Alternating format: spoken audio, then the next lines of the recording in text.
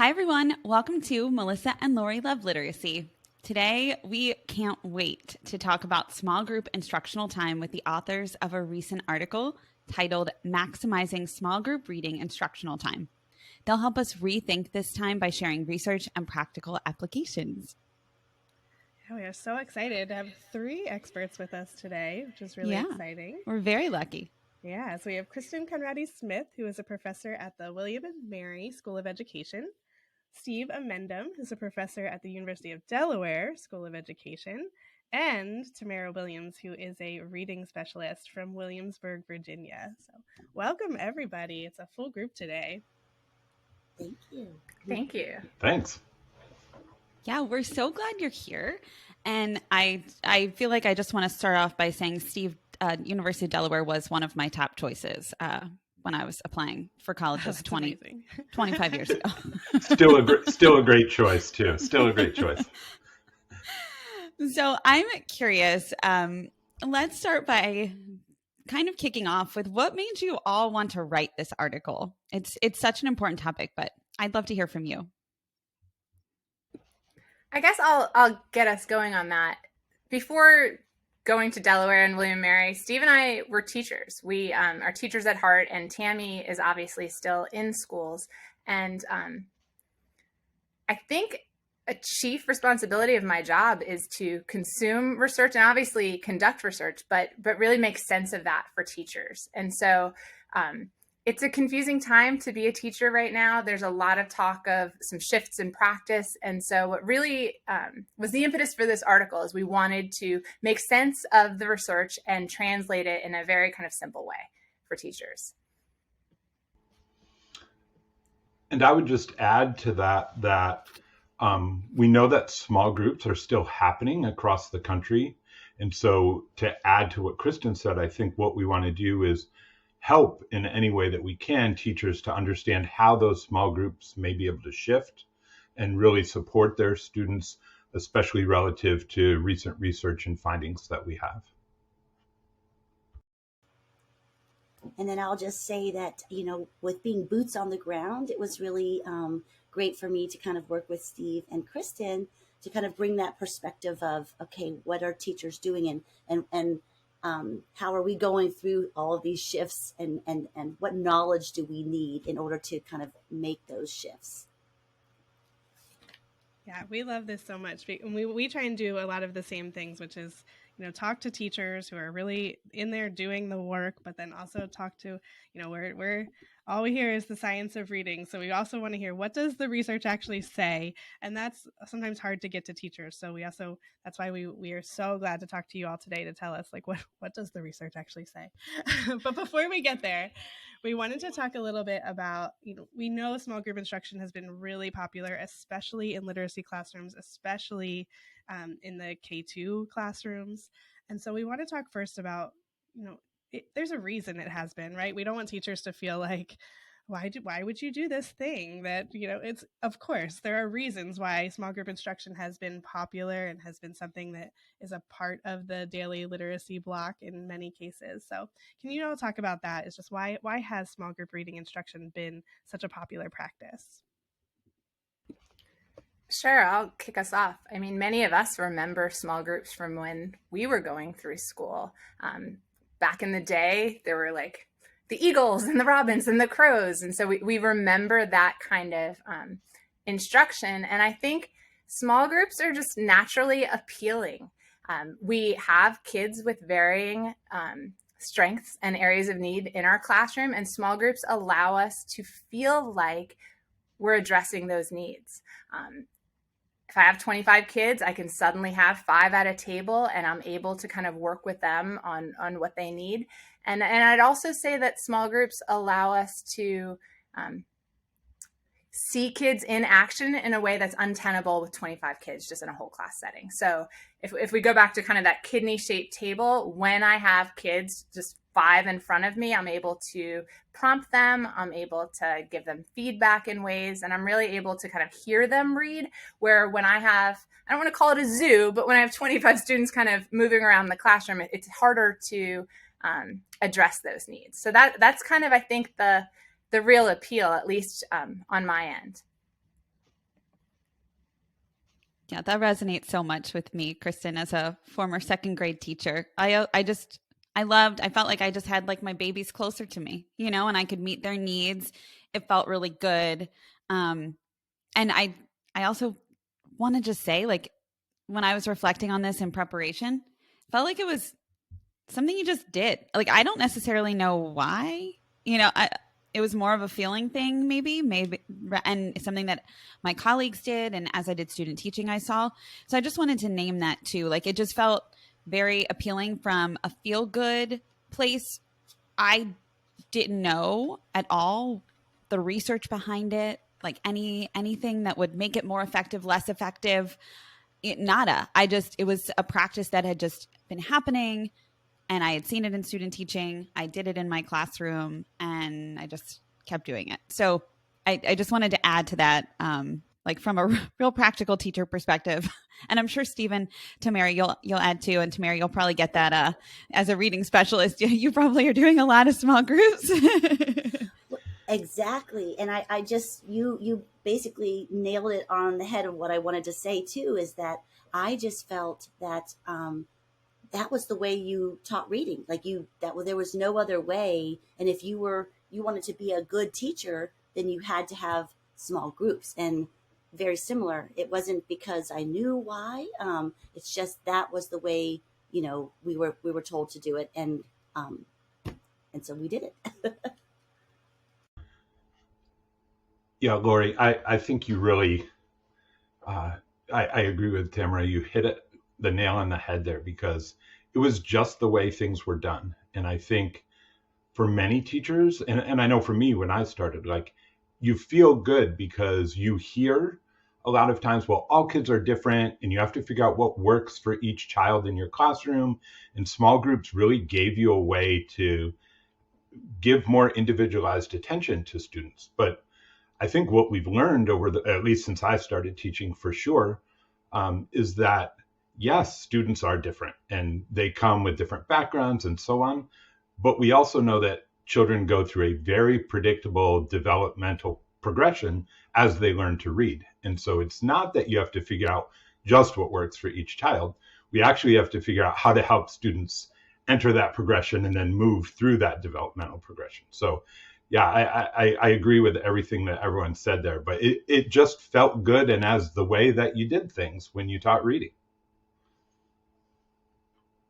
Can I also add, Lori, because when you talked about your experience, it made me think about the fact that when I was a new teacher, doing small groups well was the hallmark of the good teacher, right? Because it really, the teachers who had it down, like management was working out well in the classroom, kids were busy, and it just seemed like the goal of teaching. And so I just wanted to add that because it just kind of brought me back 25 years ago when I was first starting off. And it was definitely the thing that it was something I knew I wasn't that good at, but it was my goal. So. Same.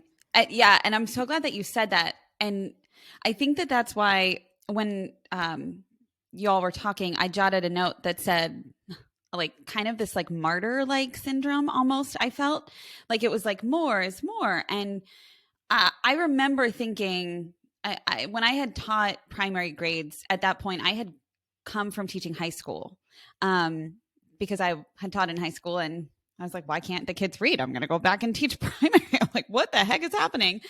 And it was actually the opposite of what we did in high school, right? High school, you're whole group most of the day, and then you're pulling students here and there.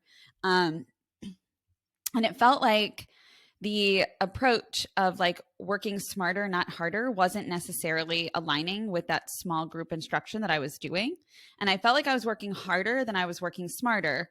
And there was what I think resonated with me about your article is that statement that you wrote about it being expensive, or that whole section that you wrote about it being expensive.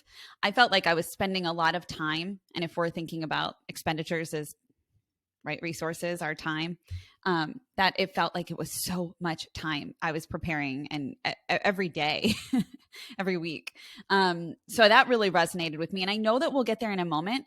But the other thing I think it might be important to mention right here, and I'd love to hear from you all, is the idea of small group instruction, I think, became like more appealing because of maybe Fountas and Pinnell. And I just wanted to make sure that we talked about that up front.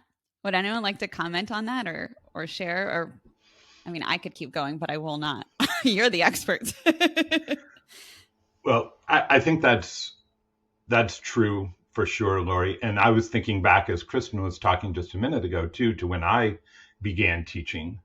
And we didn't have curriculum in the same way that, many places have curriculum now.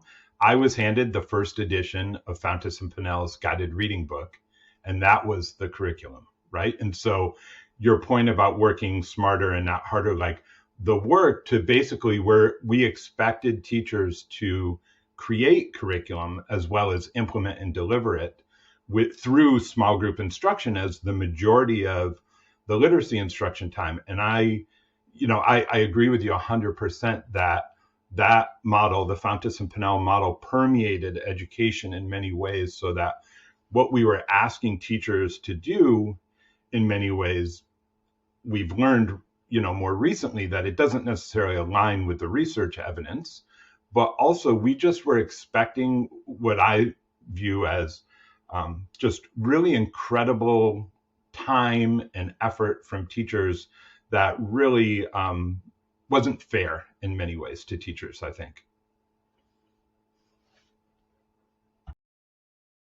But it definitely, so I was learning to be a teacher in the late 90s. And I think 96 and 99 are when Fountas and Pinnell's work first came out.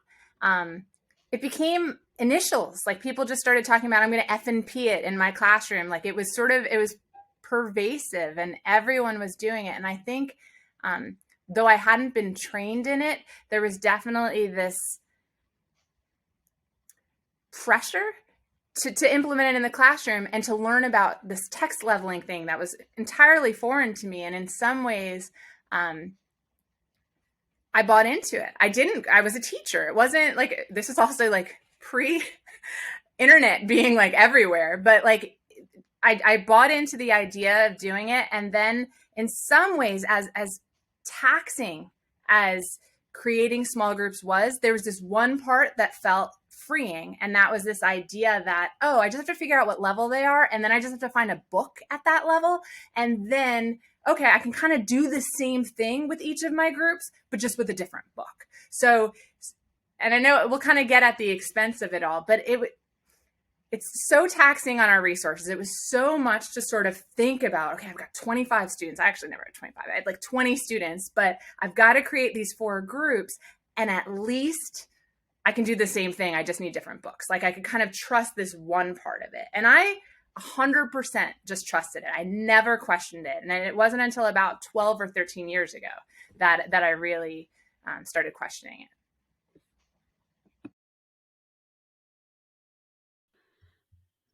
Okay. Oh, Melissa, go ahead. No, you go. I was thinking we should get to the research. What do you think? So you all came here to talk about what you found in this article that you wrote, and you dug into a ton of research. And I think we've set the stage really nicely, right? I mean, we know small group is a time of day that still happens in many classrooms, and we just want to make sure it's as impactful on our students as possible. Like, how do we maximize this time? So I would love to hear from you all. Like, what does the research say? What did you find as your big findings? I'll start, but then Tammy and Steve, just feel free to jump in. So in trying to be faithful to the research, I want to be clear about one thing. I have never seen a study that kind of, an experimental study that compared schools that did small group reading versus schools that didn't to show sort of the effects. So I'm not aware of studies that did that, but we have a lot of descriptive research to show that small group reading is definitely still happening.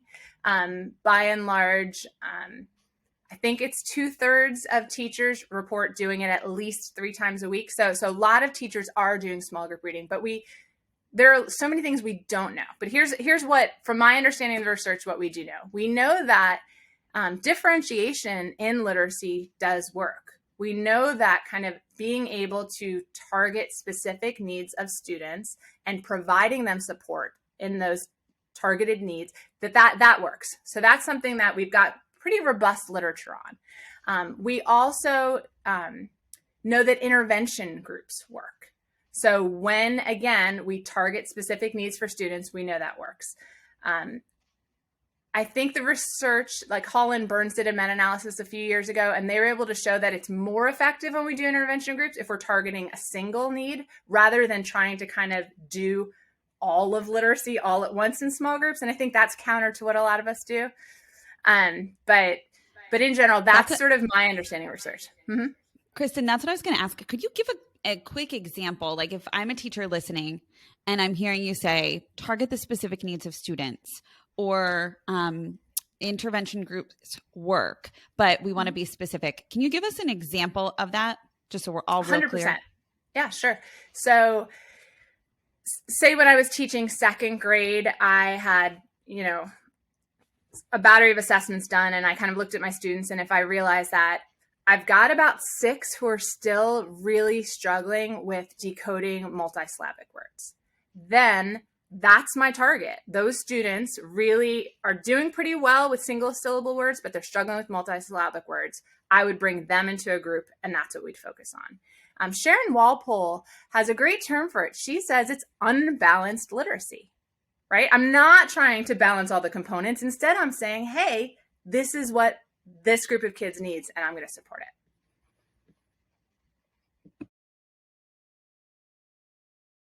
And just to be clear, Kristen, that's different from what you talked about earlier, because in the other way of thinking, you're thinking, okay, every student needs to be in a small group, right? No matter what, everyone gets in a small group. I just have to decide what level they're at, so I see which group they are in.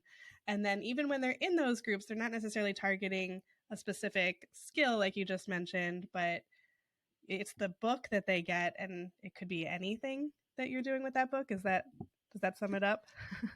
I think that does. I think what I've seen in a lot of classrooms is small group reading instruction, which in some classrooms is taking up 2 hours of the day between my 4 groups or whatever, and transitions. But I've seen teachers kind of go, okay, well, what are the 5 pillars?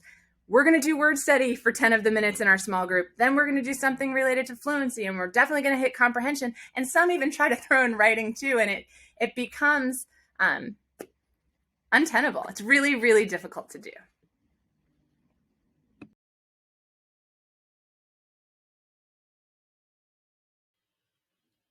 Steve or Tamara, do you want to add anything on?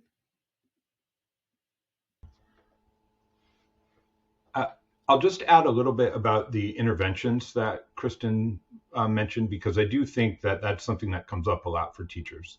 We talk about tier 1, core instruction for everybody. We talk about tier 2 and tier 3 interventions. And I do think that there's a challenge too, in that as you look at the literature, we do find exactly what Kristen said from like a meta-analysis, that these interventions focused on a narrow targeted type of skill that students need tend to be more effective. However, we know that a lot of the school-based interventions that are used are multi-component interventions that are actually focusing on multiple components and still show efficacy for students. Like they're showing, if folks are using like Wilson Reading or something like that in their as their interventions, they're very targeted, but they do focus on multiple components sometimes, but they're very systematic and explicit in sort of how they build skills and strategies for students across time. And so there is sort of this balance between thinking about, as a teacher and as a classroom teacher, when I'm working with students, and maybe like seeing studies on Twitter or studies on Google Scholar or something like that, that context matters too, right? So thinking about the example that Kristen gave is a perfect example. I have a small group of students. They need multisyllabic word recognition instruction. I pull that group and work on that. Is a little bit different than students who are in a tier 3 intervention that are getting pulled out and maybe having multiple skills that they need to be addressed, especially as they're into maybe third, fourth, and fifth grade. And so you may see different nuances in the research as you start to look across some of those contexts. But I think for classroom teachers who are really thinking about it, the example that Kristen gives is exactly the way that makes sense to think about the most effective use of potential small group time. And to your point, Melissa, I think really different than thinking about everybody needs to be in a small group for X number of minutes each day versus students who need that extra boost on a very specific skill. They could get pulled into that small group even temporarily, right, while they develop that skill, and then they're not in that small group sort of rotating every day in the way that we have, and the way that I used to do it when I was teaching. And I'll just add, I think though this is the hardest thing for teachers to shift to, because understanding that, okay, as Kristen said, I used to be able to differentiate just by taking a book, but now if we're saying that's no longer how we should do it, the teachers that I work with, they struggle then knowing, well, first feeling like, oh, I don't have to meet with everybody. And then secondly, they struggle with a little bit like, okay, then what do I do in a small group? Or, what does it look like? And so that's sort of where right now, even with the teachers that I'm working with at my school, we're trying to figure that out. Like, we're trying to make sure that we're following the research, as we understand it.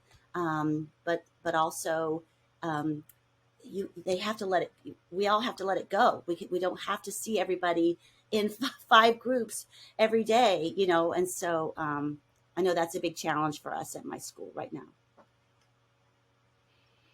Yeah. So to kind of sum it up, would it be right to say that there's like some research for the idea of small group instruction, but not necessarily the way that we're doing small group instruction? Like, we might need to shift the way.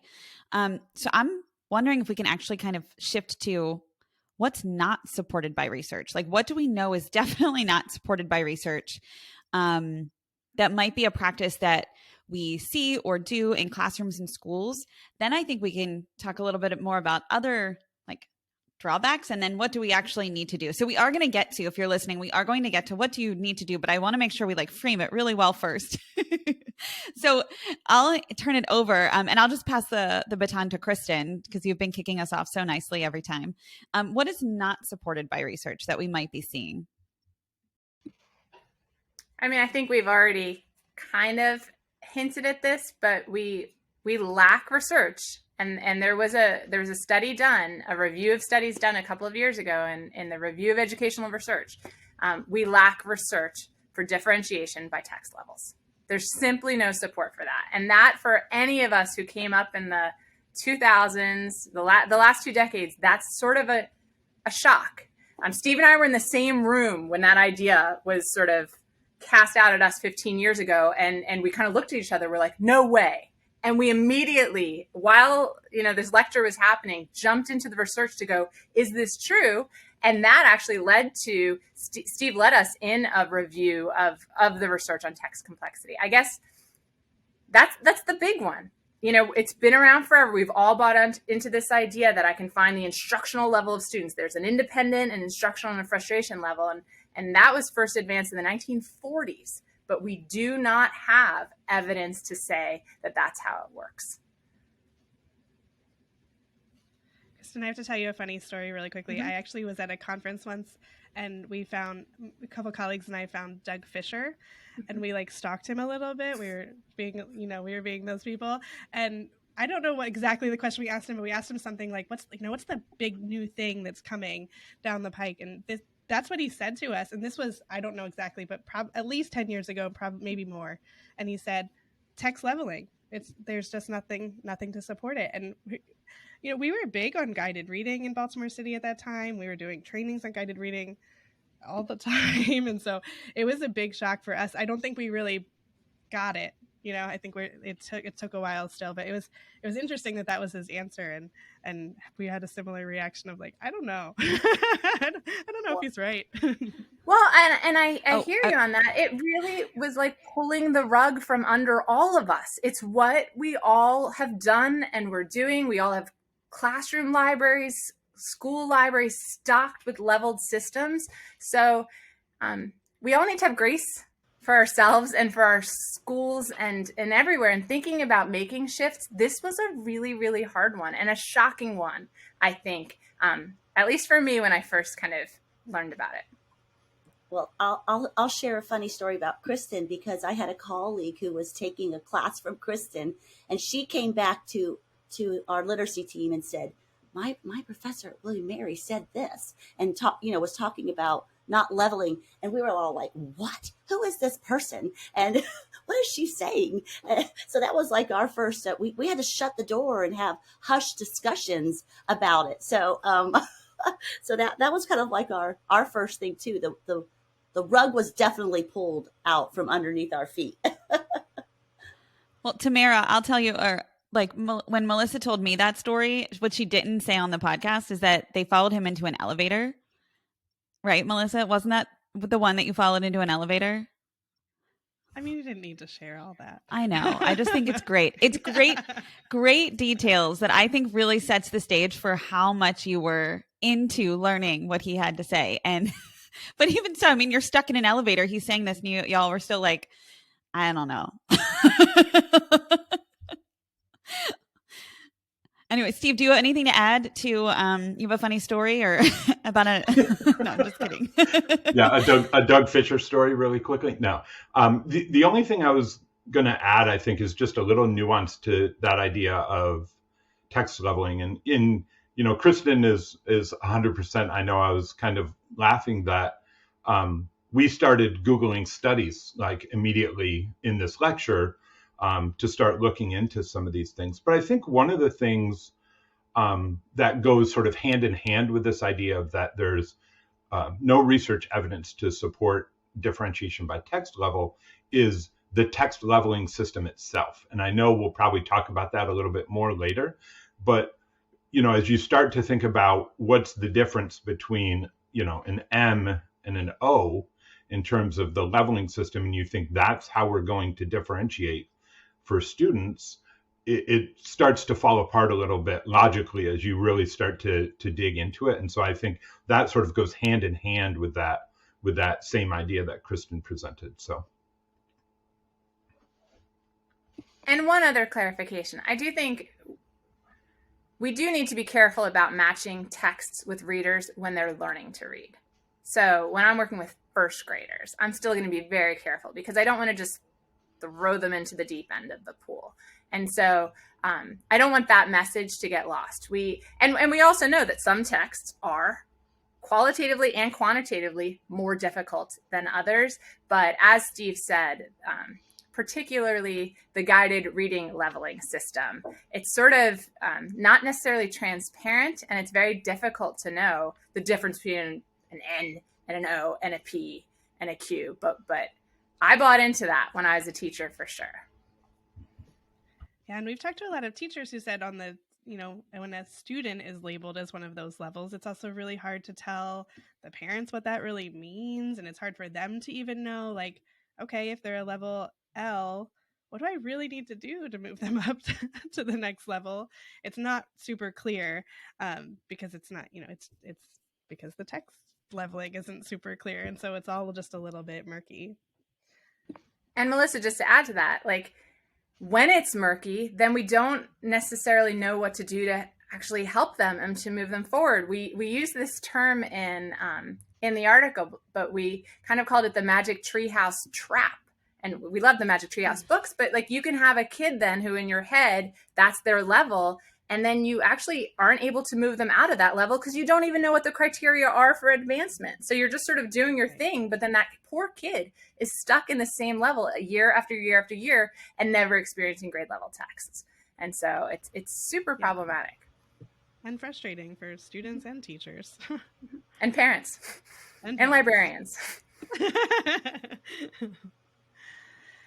All right, so I want to jump into, we've mentioned it a few times, but the more of the drawbacks of small group instruction, and specifically starting out with that idea of it being expensive, which I loved reading about that. I actually read it a couple times. I was like, wait, but they don't talk really about money here. So it took me a minute to be like, wait, what are they talking about with it being expensive? So I'd love for you all to dig into that idea of just how expensive it is and what that means. How about I kick us off? You want me to do that? Yeah, go for it. Okay, I'll kick us off on that.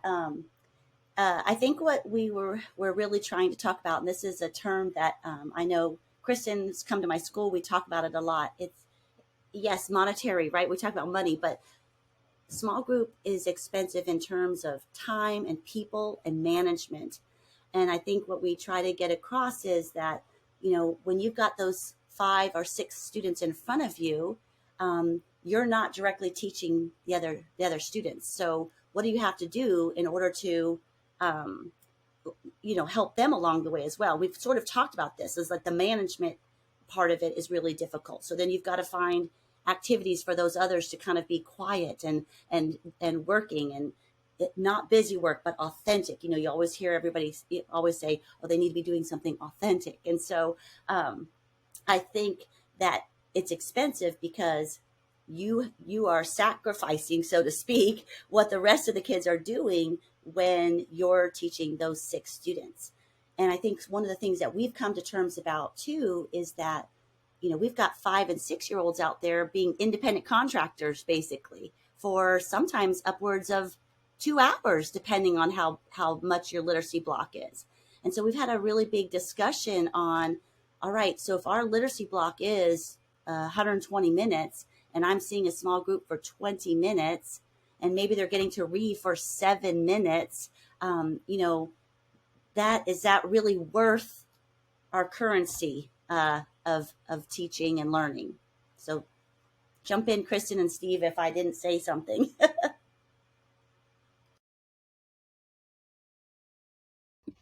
You hit the nail on the head. I mean, it costs a lot. Instruction costs a lot, and we have to be mindful of what is it costing me, both in terms of all the planning, but in order to execute it well, what is it costing me? What is it costing students? And thank you for how you presented that, Tammy. Yeah, that was great. And I think that issue of what the independent contractors, as Tammy said, I think that's a great way to think about it. And, I've heard Tim Shanahan talk multiple times in his blog and in different places about,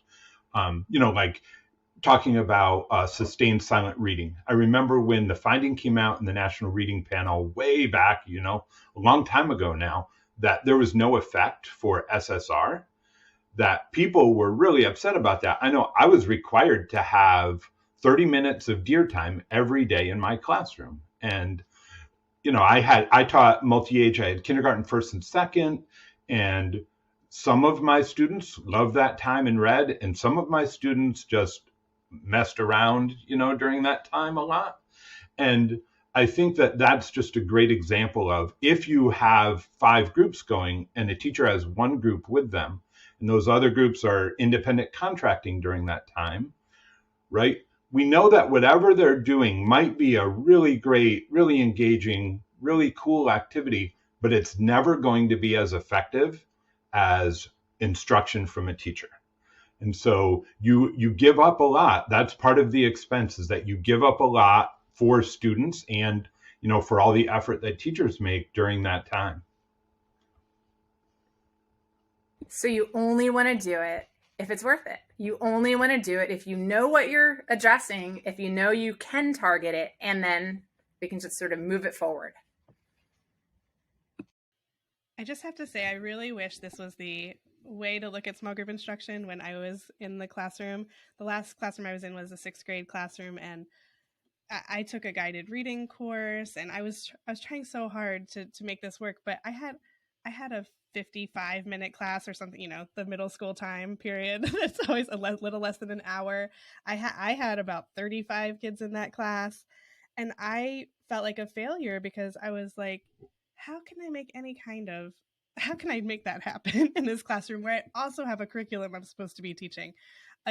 And at the time I felt like a failure, but now looking back, I'm like, yeah, there's just no way that was going to happen. Like it was, I didn't have the time, I didn't have the resources, I didn't have the the right amount of time to actually make anything happen. And it didn't make any sense to try and do this like leveling over here with guided reading while also trying to do this grade level curriculum at the same time. It just was not going to happen. So I wish I knew this then. Melissa, I always feel the same way. I always say, I wish I had known then what I know now. And in some ways, I always felt like that small group rotation time, which was the bulk of my literacy instruction, it felt like the hamster wheel too, right? I'm rotating these groups through and I feel like I never quite finish with this group. And then I have to start with a brand new group and right, they have a different book, even though we're doing the same thing. So I couldn't agree more. Like I wish the same, that I had sort of this knowledge and background when I was teaching as well. Yeah. Got to keep those teaching certificates fresh so you can go back for retirement, right? It's everybody's goal here. And I also think too, like just, I have a 11-year-old and she's in 5th grade and she comes home every day and her school does still do these practices. And she is one of the lucky ones who can read, and she doesn't always read. Like, I just feel like I should say that. Like, kids can fool you, you know? I mean, if the goal is to sit somewhere quietly for 20 minutes, there are going to be kids who they're smart. And like Tamara, I'm sure you see it every day. They're smart. They sit quietly, or they don't sit quietly and they act out because they don't want to read or they can't read, or they fool you because they want to daydream. You know, I think about soccer practice later and they write something on a Post-it and flip 6 pages and know that you're not going to know because you've not read that book either. Like, it's not rocket science, right? Well, and I'll tell you, Lori, that's exactly what we talked about in my school with the teachers. You know, we kind of said, I think we're creating fake readers, you know, sometimes because they would sit, there would be some kids, like you said, that would act out. So then that's causing the teacher to have to deal with the behavior management. But if you had a teacher who had that strict behavior management, then you still had some kids that were just kind of going through the pages and looking great, and but they weren't really doing what we wanted them to do. And so again, it's always coming back to that. Okay, well, how can I use that time? And back to what Steve said, is it better if I'm directly instructing them? You know, how can I weigh the time of independence versus being with a teacher and getting direct instruction?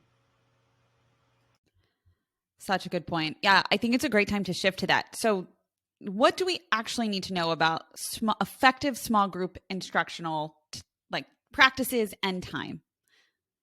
And I'm wondering too if there's a differentiator between K2 and 3+. So passing baton. Okay, I guess I'm going to kick us off, but jump in at any point. I think the first thing that we all have to be willing to accept is that it's not necessarily something that has to happen every day in the classroom. And it's also not necessarily something that's going to have to fill in this huge chunk of time. So for me, that's the first thing I try to stress to teachers. Like, we're not just asking you to change from leveled text to this other thing, and it has to look the exact same way. So opening ourselves up to the idea that it doesn't always have to happen. It doesn't have to happen in the same way or the same amount of time as it used to be done. That's the first. And then I'll jump next to Lori, what you said about K2 versus 3-5, something that Steve and Tammy and I have talked a lot about. We nerded up with this one theory that I think is not known enough by teachers, but it's called constrained skills theory.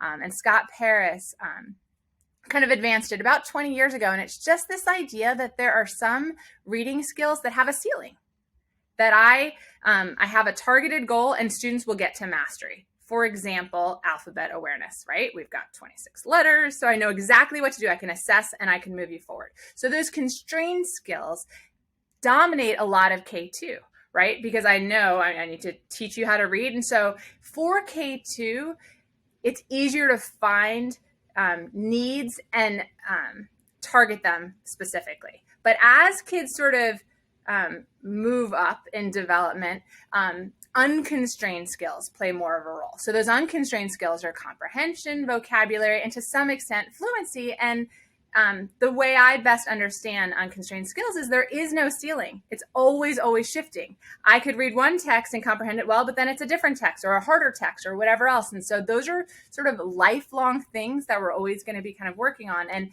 when we think of 3-5, especially our students who are adept decoders, they are fluent with grade level text, it's much trickier to then figure out what skills I have to target, because it's not just, oh, they got a 72 on this test, I need to do this.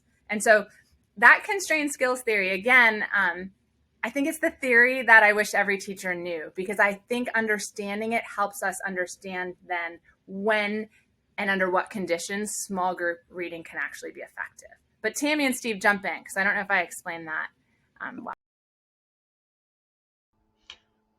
Yeah, I think that's a great point. And I don't want to take us too far off track here, but of course, my brain always jumps to different ideas when Kristen mentions that. And so, like, one of the things that came to my mind was a lot of teachers now are faced with a lot of new information about the science of reading, and the conversation around the science of reading tends to be dominated by what I would say is only part of the science, and that's the constrained skills that students have. And one of the reasons is because constrained skills, just like Kristen said, are much easier to target and measure, right? It's very easy to say a student knows, 17 alphabet letters this week, and next week they know 23. And I can sort of keep track and target that really, really closely and accurately. And we have good assessments for doing that too. I think as students move into those unconstrained skills, and we need to help students develop those, think about the difficulty in trying to pinpoint where a student is in comprehension, right, this week, and then think about 2 weeks later, what progress have they made in comprehension? And do we have a really good assessment to measure that? And so as people learn about science of reading and so on, we have to remember that the science is broad and it goes beyond just the constrained skills, and the unconstrained skills, or the language comprehension side of the simple view of reading, if you are familiar with that. I think those are things that are much more challenging, but are super important for students' reading development. And so we have to really think carefully about that. And so I agree 100% with Kristen that, that's something that I wish teachers understood, because it really helps contextualize lots of things for everyone around, like small groups, what you teach, how you teach it, the assessments that you have, what they're good at, what they're not good at, and what that can give you in terms of helping plan and create your small groups. I just have to stop and say thank you so much for that conversation. I know Lori and I have talked about this idea before, both with assessments, small group, and the difference between the two sides of the rope, and having those terms, unconstrained and constrained skills. You just kind of blew my mind a little bit, and like they're on Post-its already. And I think it's just a really nice way to talk about the whys behind some of that. Like you said, why it is harder to assess some of those skills in comprehension, and harder to say what intervention might need to happen from it. It is a lot harder with those unconstrained skills. And I think that's why, like you said, so much attention gets paid to those constrained skills, because it is, when we talk structured literacy, or we talk, data informed instruction, it's so much easier to say, okay, here it is. Here's what they're missing. Here's what I'm going to want to give them to get there. So thank you for that language. It's really helpful. No problem. And just, I mentioned Scott Paris because he had the big article on it, but Kay Stahl wrote a really nice translation piece in the Reading Teacher about this theory over 10 years ago. So just wanted to give a shout out to that. Nice. If it's okay, I might ask you afterwards. I'll try to find them. If I can't, I'll check in so that we can be sure to link them in the show notes. Our listeners are like the best, and they want every resource that's mentioned. So we try to link every single thing if possible. So thank you for mentioning that. All right. So in your piece, you provided an overview of the ABCs of small group reading instruction. I'm wondering if you can share those with our listeners now and maybe a little bit about each one.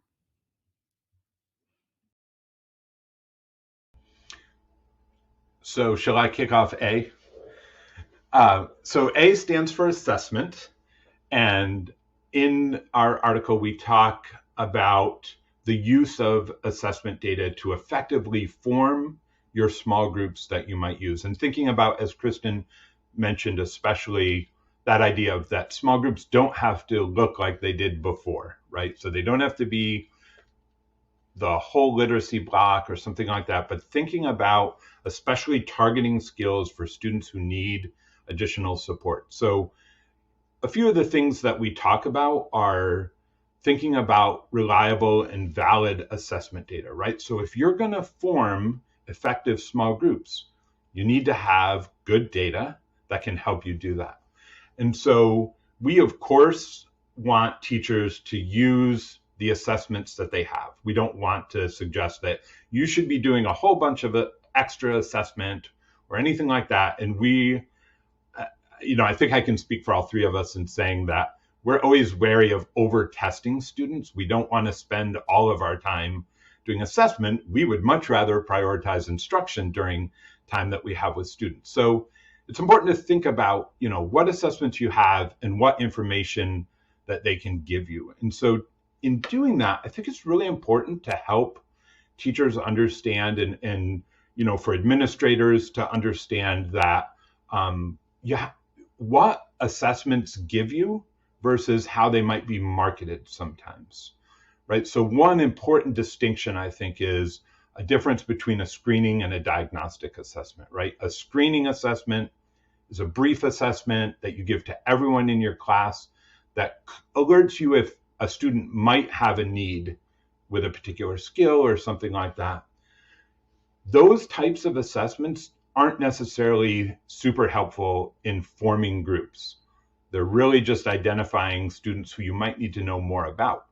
What's really helpful in informing your group membership is thinking about diagnostic assessments, which can pinpoint for you exactly the type of things that students need in terms of instruction. And so I think having really good data is what becomes really important in terms of helping identify what groups you might need and who might be in those groups, and thinking about what are the specific targeted skills that you might work on during that time. And just to piggyback then on sort of what Steve just said, and then also constrained skills theory, most of the comprehension assessment data that any of us would have access to is not going to be helpful. So if I have some kind of data that says most of my students are 7 out of 10 on finding the main idea, it's just not going to help. And so this is where it gets so much trickier in terms of how do we do targeted groups for students who are struggling with comprehension, because we don't necessarily know what to work with. But I would say, and Tammy, I'd love your thoughts here too.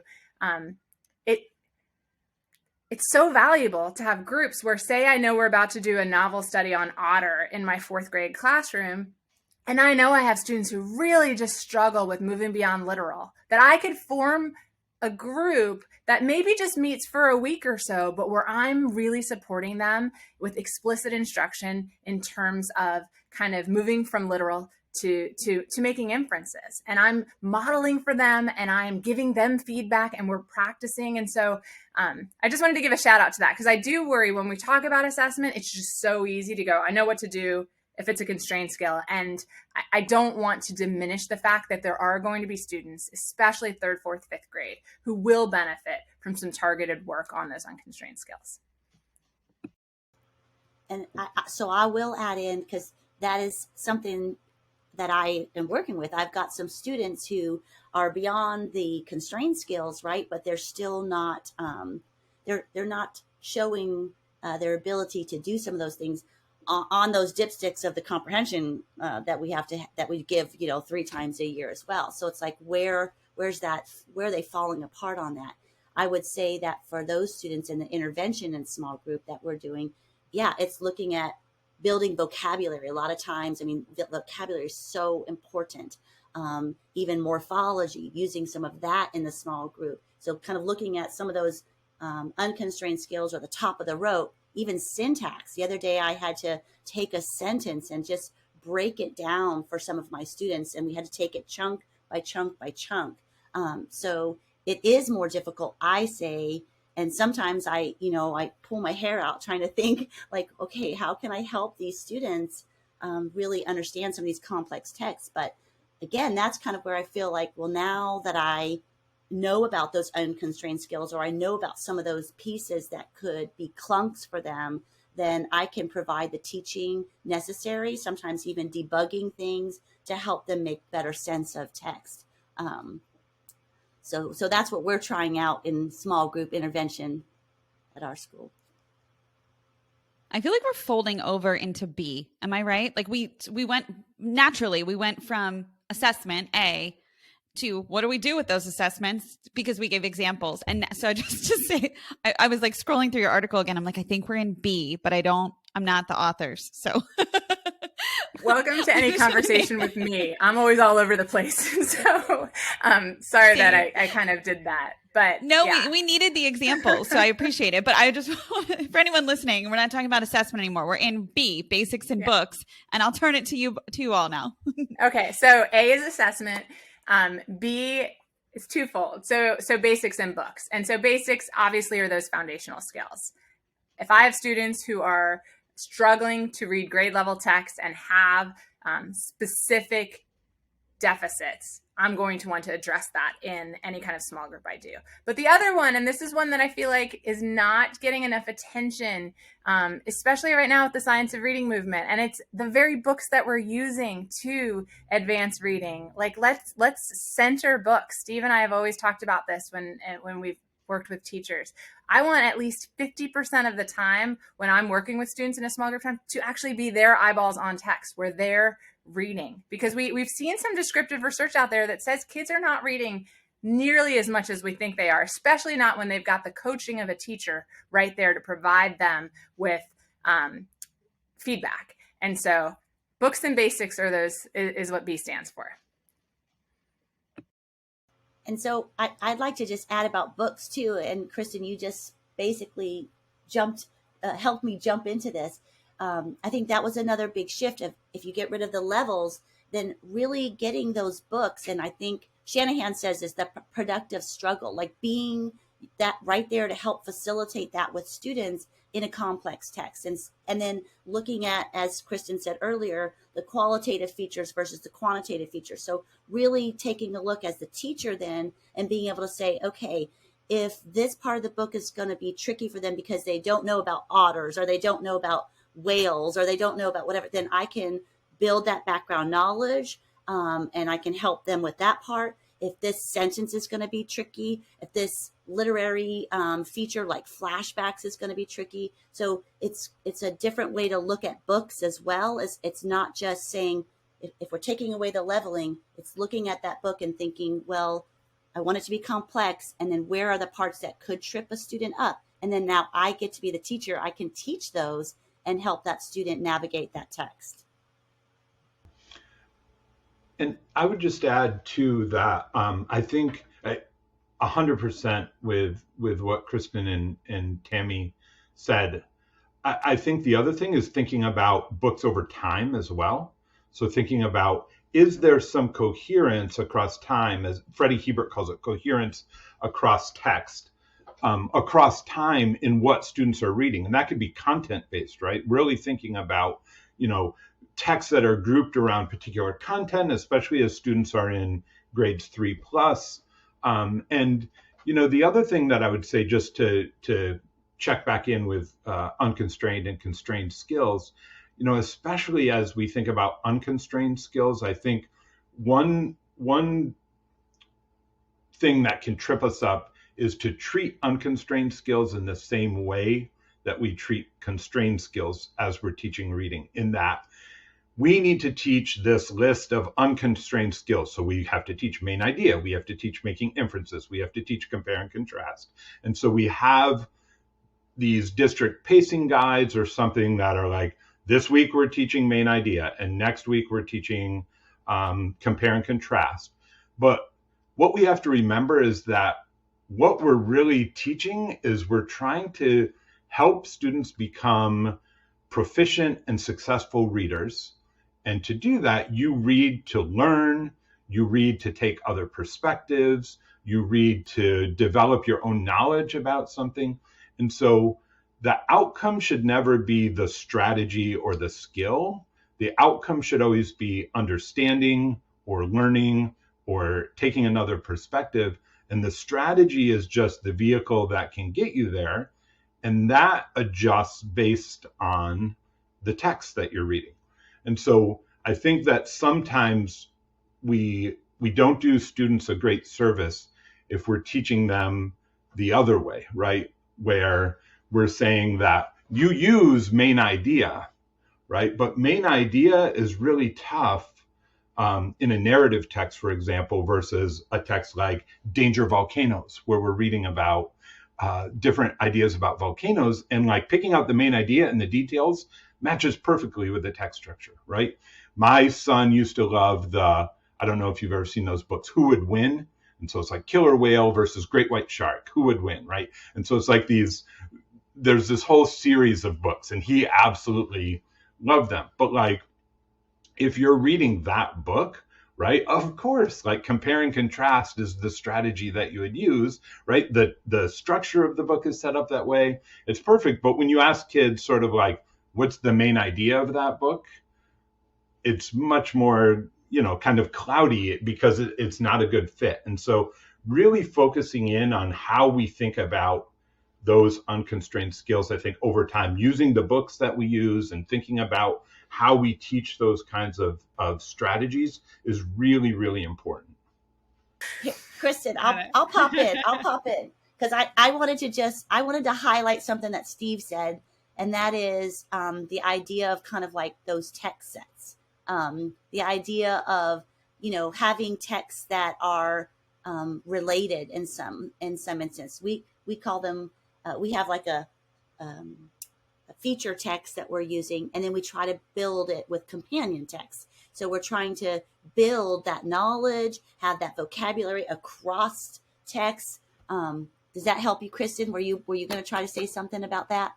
I was. And so when we're talking about basics in books, I guess the real thing is let's move away from worksheets where I've found this is the skill and this is what I'm going to work on, and instead go, if our whole class is reading this novel, maybe I need to do a deeper dive or a second read in a certain chapter with some of my students to really hit on a specific comprehension strategy. Or maybe I need to work on background knowledge by incorporating nonfiction text that's going to help them then better be more successful with the whole class novel. And so again, Freddie Hebert's work, I think, is really it's informing a lot of how I'm thinking about how we use text in the classroom. Her notion of, she calls it text diets. We have to pay attention to the collective, the coherence of text that our students are exposed to. And as we all know, background knowledge matters so much. And of course, then why not think about how kids are building that? Yeah, I'm so glad that we're having this conversation. I know we're lingering a lot in the B's, the B here, but I think it's a really important place to stay for a bit, because like that first B, the basics, is pretty, like we said, cut and dry. It's the second B that a lot of teachers struggle with. And I say that in a great way because teachers are asking so many questions about it. We get so many questions about this. And that's what I think is drawing me to this part is teachers who don't have high quality materials. This is key. So teachers are always asking us, I don't have high quality materials. What can I do? This is what you can do. What everyone has just said, right? Like have that core text, find that coherence of text, build a text set around important topics. That is really important. And if you do have high quality materials, because I think there's often this like, well, like what's the difference? High quality materials do this for us. This is why they're high quality. Like I will say many high quality materials do this for us. It provides that coherence for students and for teachers throughout the grade level, right? So I'm a second grade student. I'm going to have coherent text sets and build knowledge of topics throughout my second grade experience. But then I think, and this is the part where it gets, I think, tricky if you haven't seen high quality materials, right? It provides that coherence from grade to grade. And that's the part that even like the best teachers in the whole world, we can't do that because we can't control what happens in other classrooms unless there's a curriculum. And so that is, I think, a really important thing to name here, that if I'm a second grade student, like, or maybe I'm a second grade teacher, right? And I have my second graders in front of me. I know what knowledge they're gaining. I know the text that they're reading in second grade. I'm also aware of what they've read in first, what they've learned about in the topics that they've built knowledge on in first, as well as those basic skills, right? So all of my B's. And then also I'm aware of what's going to happen in third grade and fourth grade, as well as the instructional routines that are happening and how they're accessing those. So I just want to make sure that we pause and say that here, because that I think is like a key differentiator. And we get this question, I mean, probably every day on Instagram or Facebook. I don't have high quality materials. What can I do? This is a great point to like listen to this end part of the conversation again and again and again. If you're a teacher who doesn't have high quality materials, and if you're a teacher who does, listen again and think like, how can I even deepen what's there? So I just wanted to pause and say that because it was really exciting to stay here for a bit and talk about it. I was going to say, Lori, because even, when we worked with the middle school teachers in Baltimore who were working with students who were not at grade level coming into sixth grade, the first instinct, even with high quality materials, is, okay, if I'm going to pull a small group of students to work on, the instinct is I got to find an easier text for them to work with. When in fact, what we ended up doing was, no, what's the text that they're using in the classroom? And let's work on their fluency with that text. And what we found was that, then those kids went to the class and felt like so much better about what they were doing in class and that grade level text because of the work they were doing in their small group, working on fluency, working on the prosody and expression, and doing all of that work separately. So I just wanted to call that out too, Lori, that even if you have that, even if you're working in intervention or small group, like see if you can use those grade level materials for that as well.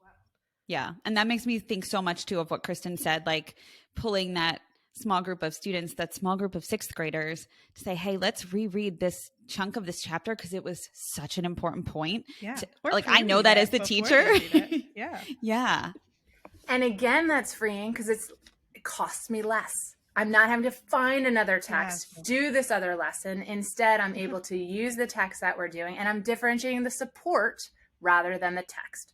And so it's just a matter of, okay, what do these kids need, instead of, oh, let me go find this other book. And that's the expensive part. Absolutely.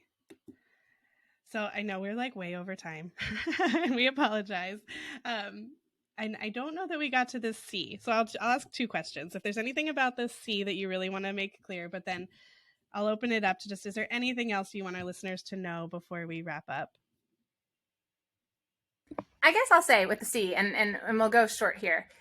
If I am spending the time and the resources to make small groups happen, then I need to capitalize on what that affords me. And what it needs to afford me is time where I'm actually providing specific targeted feedback for students. So C is really that sort of clarity of like, what am I actually communicating to my students if I'm having this small group time? And so if we think about that time as like, I'm a coach, my headphone went, one second. What am I actually saying to my students in that time? And I like Peter Johnson has a book called Choice Words, where he says, point to students' learning trajectories. Remind them that last week, this was something that was difficult for them, but now they're able to do it. And so we're really, by how we're communicating, helping our students develop their own agency in the process, but also become better readers. And I just want to highlight, the C, when we talk about clear directions, one of the things we highlight in there is setting a clear purpose for students as they come into those small group lessons. And I can't say enough how important that is. I do a lot of work now with multilingual learners and helping teachers think about how to enhance their curriculum, even when they have really high quality materials to really support their students who are multilingual. And that is one of the key strategies that I think is so helpful. Rather than, pick up your book or let's look at this passage, to really be very explicit about, today we're going to read a passage about volcanoes. When we read, I want you to see if you can identify 3 different types of volcanoes, right? It just really focuses students' thinking and their reading and so on. And that can just be so helpful and supportive for students and teachers, as they're thinking about, if I'm going to spend this time to make this small group happen for these students, then I want to make it as effective as possible. And that's one way that can really support students. I'll add on to that, Steve. A simple thing to change is to say, pay attention to. That's how our teachers have kind of brought that part into every time they get ready to read something, pay attention to, and then we read and then we discuss, so that they know what they're looking for.